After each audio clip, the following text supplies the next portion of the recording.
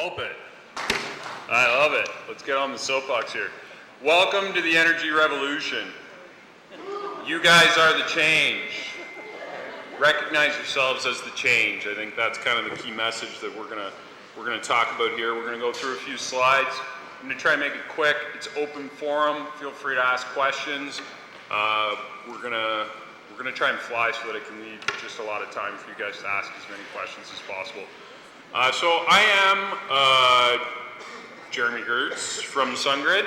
I'm the managing director of SunGrid. We're getting up to about 15 people between here and the US. We focus largely on energy storage and renewable energy.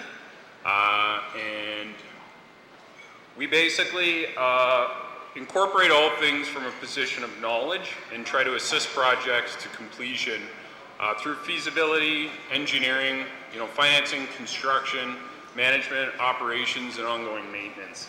We fulfill a lot of those roles and/or have partnership organizations that we'll work with to make sure that that's fulfilled. So some of the success stories that we've had here in North America, we have a partnership in place with Powin Energy, who are battery energy technology. I don't get into the specifics here of lithium-ion, flow battery, things like that, but if you want to talk about it, I can talk for hours about it. So we have taken a position where we've partnered with a lithium-ion provider, which is Powin Energy, and we have up and running projects. We've got a 40.8 megawatt hour project up and running in Stratford. This is the largest energy storage, we should say, chemically based energy storage facility in Canada. We welcome you all to come visit it. If you're in Stratford, if you're in Kitchener, reach out to me, reach out to Stefan's here with me. We've got a couple other engineers in this sort of Cambridge area that are more than ecstatic to show you through. Today, this stuff looks really interesting. Tomorrow, this stuff looks really boring. It's a lot of batteries. So we have another project in Kitchener, 2 megawatt, 6 megawatt hour project. That's a containerized solution. Both projects are run as contracts with the Independent Electric System Operator of Ontario. Yeah, they're great projects. Some really good experiences for Powin and the team there. So I'm going to start by talking about some of the tools. I know my discussion's sort of supposed to center around energy storage. We'll get into some of that, but I think I want to make sure that I identify distributed energy resources are kind of the defining components of individuals being able to take control. And control and decision making is kind of the theme of what we want to talk about. We want to let you know that you've got the capacity now, likely in infrastructure that you've already got installed. You've got the capacity through infrastructure you might be looking at, and you've got the capacity to kind of grow your decision-making capacity with distributed energy resources. So these are things like dispatchable resources like gas generators. You might have standby generators on site. These are distributed energy resources. These might be things like batteries. The thing in the middle there is a battery. It looks just like a container of something, but there's batteries in there, and they can be used as a distributed energy resource. Electric vehicles, these are also distributed energy resources. Generators, solar panels, wind farms, all tools that can be used to help you manage your energy decisions from an electrical standpoint. The choice is now. I think gone are the moments where you get the ability to be able to allow others to sort of solve the problem. For a long time, we've given the responsibility to the utilities to make the decisions for us. We design buildings kind of with the greatest amount of resiliency and safety and offload the problem of where the electricity is going to come from to somebody else. This is not happening anymore. Through something in Ontario, Global Adjustment. Who here has heard of Global Adjustment with a show of hands? That's good, about 75% of you, which is great. I think we recognize that fence sitting is no longer allowed. The ability for us to be able to attribute the transgressions of sins past to groups of users has now come in the form of Global Adjustment, where you are either paying or you are avoiding, and you are in essence being paid. So I think this can be a major motivator for change. I think we're talking about pathway to carbon neutrality. I like to talk about the pathway as coming through the green of a different kind through money. And I think that it is a very good equalizer for us to understand how we can make better energy choices. What you'll see here is a picture of New York City. This is Fifth Ave. On the right, you will see a picture from 1900. On your left, which is 1900. On the right is 1913. Show me the car in 1900 in that picture. I think there is one car. Every other vehicle being used is a horse and buggy. On the right, show me the horse and buggy. You can't see it. 10 years. That's all it takes is 10 years. And your entire world can change. If we can imagine having horse and buggies today, I think we would have a little bit of a problem with all the snow. We'd have shelters and protection and feed trucks showing up and a whole bunch of things that we don't necessarily think about today because of this type of innovation. This type of innovation is important to remember as you're designing buildings and looking at your facilities. What would you do if you had more control within your facility? What does innovation look like to you? What if innovation wasn't innovation anymore? In 1900, a car looked like innovation. In 1913, that's pretty run-of-the-mill. I think these are the sorts of things that we're going to see through growing the margins and looking at pathways to carbon neutrality with tools like distributed energy resources.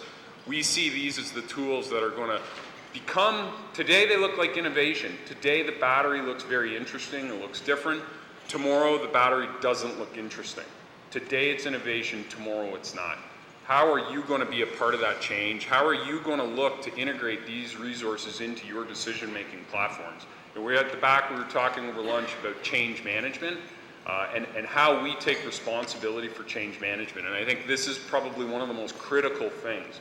And talking about the technical nuances of sort of energy storage solutions, we're here to help. I mean, we're one of these groups that have the capability. We have our C of A. We have the ability to do feasibility engineering. We have the ability to sort of dive into your building loads, look at your electricity bills, and really help you understand how you can best effectively use distributed energy resources. But before we do that, we have to have a place that is ready for change management, that is ready to accept things that are going to be said. Because the way you're doing it today and the way you're going to do it tomorrow are going to look very, very different. Every building and load user has to make a different choice. We long for a day where we see DERs as base building blocks in spec building packages. So every new building has the capability to be able to see a different energy footprint based on the decisions that it makes at the beginning. We're talking about the ability to be able to design an electrical system that says, well, this will be on, that will be on, that will be on, this will be on, this will be on. Everything will be on at once. And we will design our electricity system like that, and then we will go and we will take and offload the decision as to where that energy or electricity comes from. We'll give it to somebody else. It'll become their problem. And we say, no, there is a better way. There is the capacity and capability to be able to own that decision, to manage how that is happening within the building. And it isn't necessarily a microgrid, and it isn't necessarily a just generate more power yourself. It's the ability to look and build in the capability of your buildings, what those loads look like, how they manage against each other, how they have the capability to maybe be deferred or happening at a different time. And energy storage gives you the capability to be able to do some of these things. I think for us, most importantly, understanding how the building will be used can really help manage the design load, can really help manage the designing process. And in existing buildings, there's still options. Where you've got sub-panels, where you've got the capability to understand where is your electricity going, how is it going there, and how can you better manage that decision. I'm going to talk a little bit about market structures. You are a byproduct of your environment. How many people here have a manager? It should be just about everybody because we all work for somebody. And I think for us, recognizing that we do manage a lot of our decisions around financial motivations, I think understanding the market rules and market structures of where your buildings and where your load is located, and even where your generation is, I think is a very important component. In the US, there's a recent regulation that's been passed, which is FERC 841. This is believed to be one of the next drivers. I think what we see in the rollout of FERC 841 is not all utilities are created equal. They all are dealing with different situations. Some utilities are wanting to invest and own DERs. They'll actually come into your facilities and they'll actually own distributed energy resources with you. Some utilities are looking strictly for management. You invest, I'll manage. I will take control. Others are saying it is completely open market. I am giving you the capability to be able to control, run, and optimize within the current market structure that you've got. Ontario is a bit of a blend. We see the situation where our energy prices are some of the highest in Ontario, anywhere in North America. This is probably the worst slide ever because you probably can't read it, but you can look at it after. I mean, basically we're seeing in Toronto, we've got 14 cents a kilowatt hour of complete blended cost of electricity. For an industrial user, this is not necessarily a competitive rate of electricity. You hear about large manufacturing facilities that are struggling, and this is one of the reasons why. They do have the ability to control, and they do have the ability to make different choices. And today, those choices are hard. Some of them are not even looking to make those investment decisions today, but it causes ramifications for tomorrow. You look at some of the manufacturing facilities that might be closing down. Some of you probably heard announcements. If decisions were made 2 and 3 years ago to be able to identify and fix the problem, would they be in this situation today? I posit not, but I leave that open for interpretation. Your electricity bill today is broken down into sort of major components. Your demand charges and your electricity usage, your electrical infrastructure usage charges, which are basically utility charges.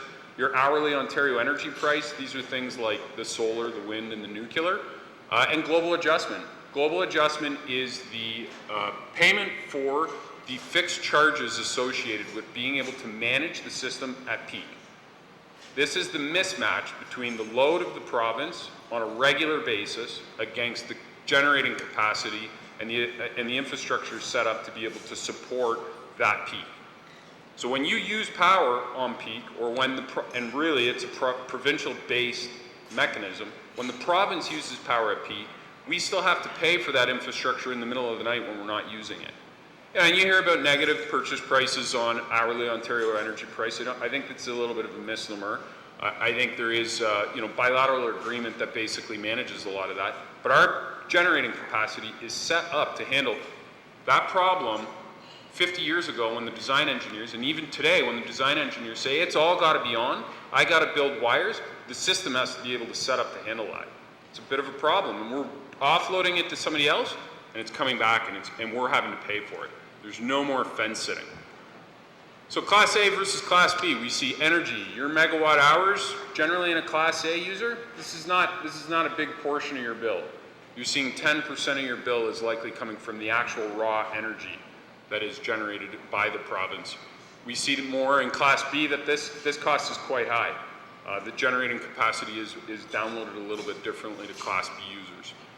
Class A users for power, this is where your capacity is coming from. This is your global adjustment charge, and your ability to be able to manage your demand charges is quite high.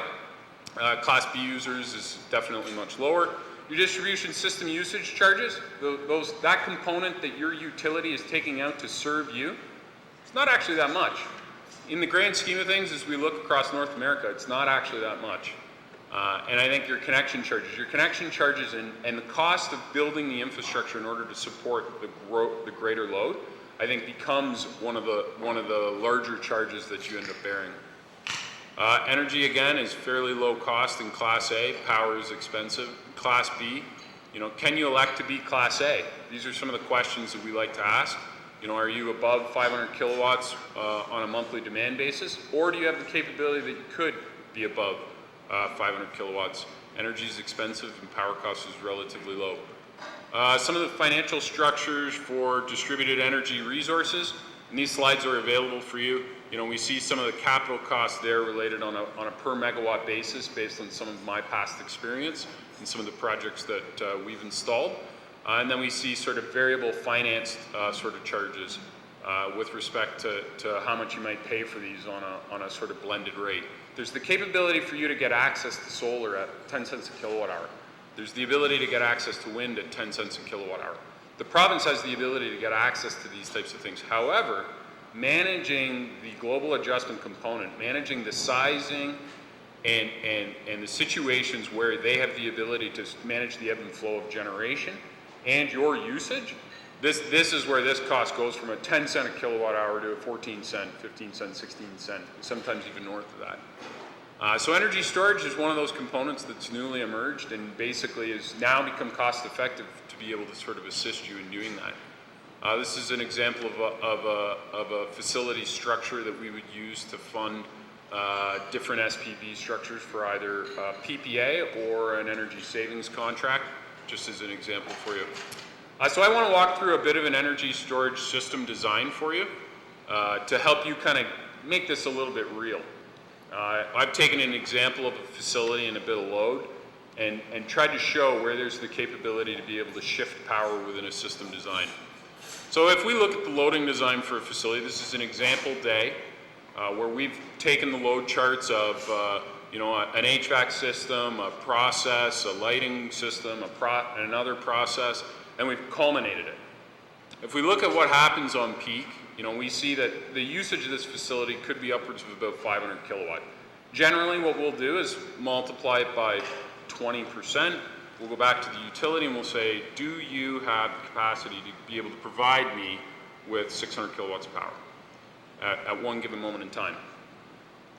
With shifting, so if you have the ability, some of the thermal guys are going to talk about it, there's the capability to do some thermal shifting where you may be able to actually shift the peak. So here I've actually taken the HVAC load and shifted it.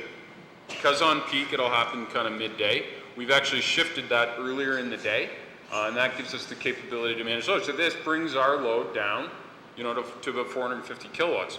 It's a pretty incredible thing. And definitely now you're going to the utility and you're saying, now I don't need 600 kilowatts, now I maybe need 510, 520 kilowatts. With a battery, we can then take some of that load, reduce it out, and spread it out over the entire day. The usage of the actual electrical panel for that specific item, and a lot of you will have UPS facilities, that you use to manage outage. Some of that infrastructure is already there for you to use. You can use it in a different way. We see within this same facility, there's the ability to get to about 365 kilowatts of load. Now we're going to the utility and we're asking them for 400, 410 kilowatts of power capacity for us to be able to supply our facility.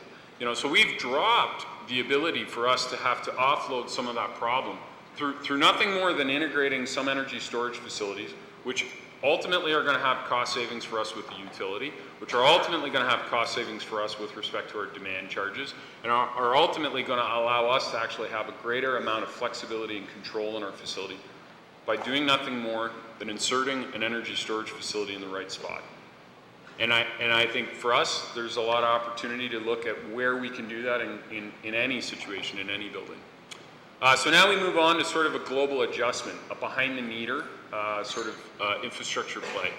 This is where we're seeing a lot of traction within the province of Ontario. A lot of people are driven by $600,000 a megawatt paid on peak by Class A users. We see here a usage that on a global adjustment peak, we have usage around 820 kilowatts. That's peak usage for the facility. That does not necessarily mean that your peak is happening at the same time as Ontario's global peak. Those peaks are different. There are 5 Ontario global peaks that are undecided until we get to the end of the base setting period. The base setting period runs from July the 1st through till July the 1st, essentially, and then we use that as the ability to be able to determine exactly how much you're going to pay. And global adjustment is a set of charges. There's about $12 billion that then is apportioned to the users based on their proportional usage during the peak. So here we see the peak of the facility at 820 kilowatts. We see our global adjustment peak at 750 kilowatts, and we see our base load at 500 kilowatts. We may see a stacked or a hybrid scenario of distributed energy resources. This facility actually that we're looking at has a 250 kilowatt standby generator on a natural gas basis plugged in today. They don't run it today. They don't reduce their peak, and they don't run it because they don't know. They're not understanding that they actually have already made a distributed energy resource choice, and they are actually capable of doing that, and they're not running it. And we come in and we say, how can we help you? How can we help you get more out of your infrastructure? So batteries help, for sure, and they help us to be able to island facilities, they help us to be able to microgrid facilities, and they help us to be able to sort of best manage this. Again, the lighting is a little bit off, but when we look at reducing that global adjustment peak from 750, we take the load usage that is happening during that global adjustment peak, we reduce the usage to zero, because we will be consuming power completely from the battery while that peak is happening, and we shift it. We then consume that power at night. During this global adjustment peak, this user has gone from a 750 kilowatt load to zero. Your proportional usage at zero is a lot different than your proportional usage at 750 kilowatts. So for us, we look at peak load as being resiliency and off-grid required for peak sizing. For global adjustment load, we look at parallel connections. We look at making sure that we can maximize the financial gain of infrastructure that we're putting in. We look at the hours of storage necessary to mitigate the risk of peak prediction. And then on base load, we look at parallel connections and we look at energy offset to maximize financial gain. So sometimes what we'll see for base load facilities are some existing natural gas generators. We will see solar facilities put in as base load facilities. We'll see other facilities that basically are helping you reduce your total energy consumption. Welcome to the energy revolution. That's how we started. That's how I'll finish. Contact information's there. We're here to help, and we're grateful for the opportunity to talk to you. And I want to open it up to questions, of course. Go for it.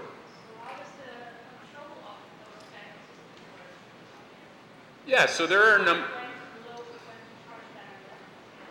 So we see the patterns of how we control the system as an integrated tool that uses both building management software program, and many of you will have, Honeywell or Johnson Controls or Trane or other building control systems on one side, and then we'll also see the market economics as a bit of a driver.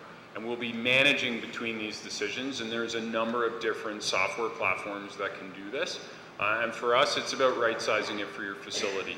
Depending on where we're able to insert the battery energy storage facility, the control will look different. So if we're upstream at your main connection to the utility, we're using largely a seamless transition. We're trying to make it so that it's basically invisible to the users inside the building. If we're inside the building and we're talking about managing an HVAC load where we have the ability to have some outage or some period of transition, then we might manage it a little bit differently. And it's about looking at that full spectrum of how we're integrating the energy management system with the building management system. And we use the term BMS. BMS is a battery management system. We've got all the acronyms down, so I don't know if that answers your question.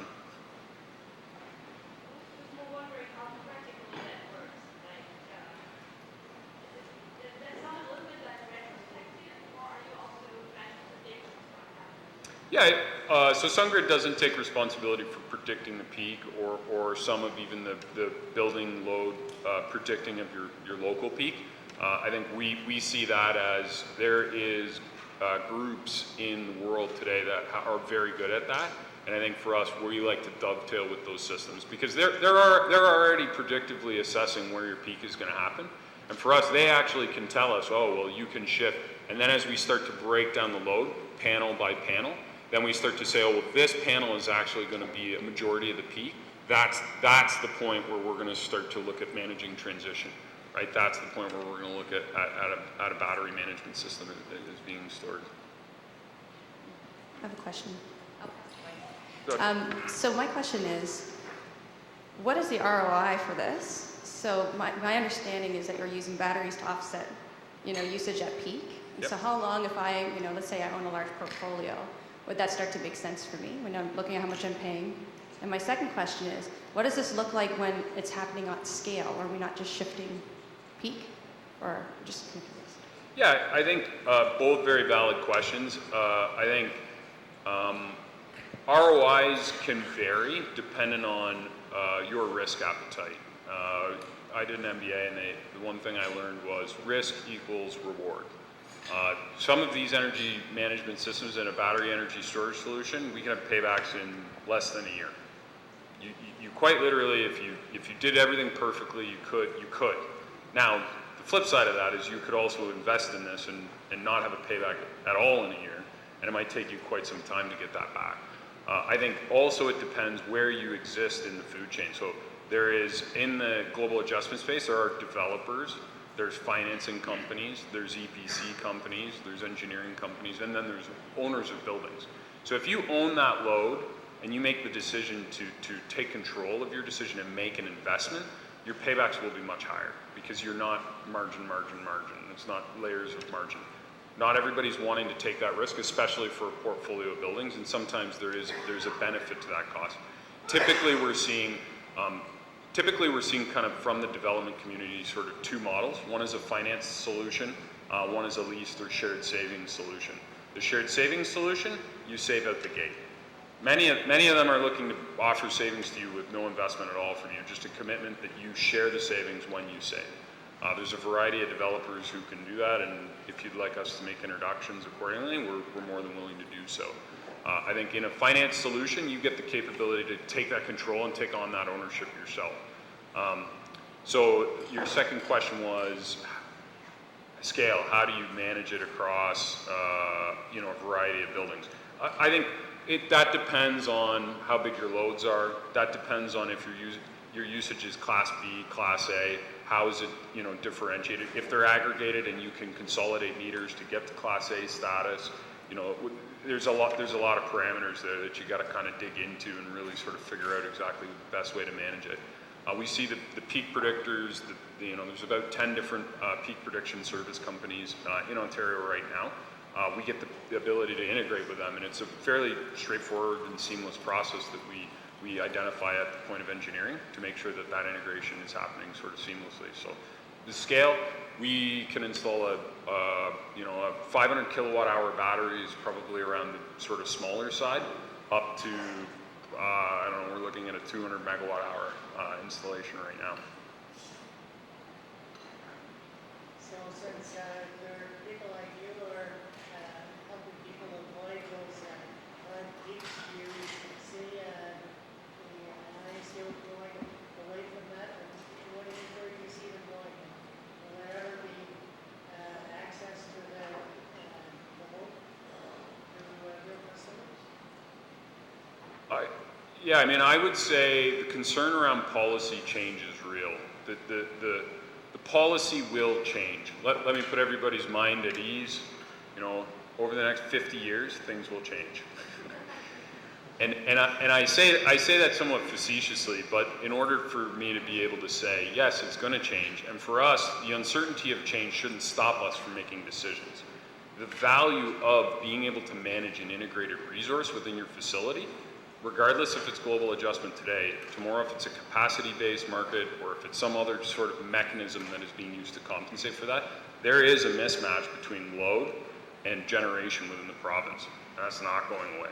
That only starts to go away as we start to manage our energy decisions better. The government then has the capability to not renew contracts. They have the capability to make different decisions in the future based on our actions. And I think ISO right now has the unenviable job of predicting what you as a community are going to do. Are you going to take responsibility for this? Are you going to use this as the mechanism to be able to help them have a system that's more manageable? Or are you going to continue to defer to the ISO, to wait for somebody else to sort of solve that problem? And I think for us, like we like to be in, we like to be in the driver's seat and sort of help with those kind of decisions as they're happening. I really thank you for your time. I think I'm out, and I'm going to hand it over here to David, and we're going to talk a little bit about thermal energy. Thanks so much.